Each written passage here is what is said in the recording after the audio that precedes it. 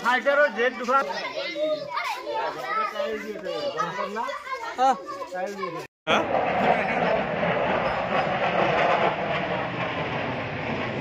দুটা 13 মান বাজিছে চাগে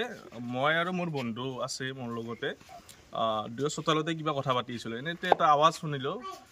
গম পাইছো যে হেতু ফাইটাৰৰ আৱাজ তাৰ পিছত আমাৰ ঠিক মোৰ ওপৰতে ফাইটাৰখন গুচি গ'ল যোৱাৰ পিছত আমি গম পালো ফাইটাৰ বুলি তাৰ পিছত আমি কিছু মানে ওপৰৰ পৰা গৈছে তো কিছু সময় পিছতে আমি দেখিলো যে ওপৰৰ পৰা কিবা এটা বস্তু তলত পৰিছে ভাবিলো যে কি ওপৰৰ পৰা কিবা পক্ষী চুখিয়ে পৰিল নেকি তাৰ চাও যে পক্ষী নহয় আচলতে বস্তু ঠিক ধৰিব পৰা নাই কি বস্তু কিবা মানে চৰাইৰ পাখিৰ দৰে কিন্তু চৰাইৰ পাখি নহয় এইটো তাৰপিছত মই বন্ধুক ক'লো যে এইটো জুই লগাই দিয়া ভাল হ'ব পিছত সি কিবা এটা ব্যৱস্থা কৰিলে কিন্তু পুৰা নগ'ল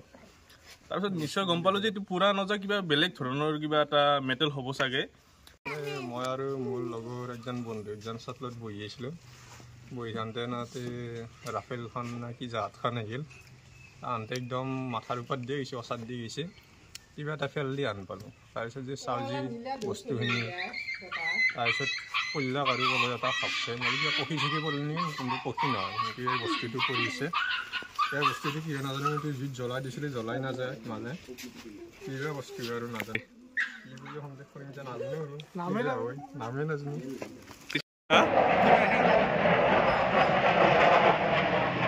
ফাইটাৰও জেট দুখান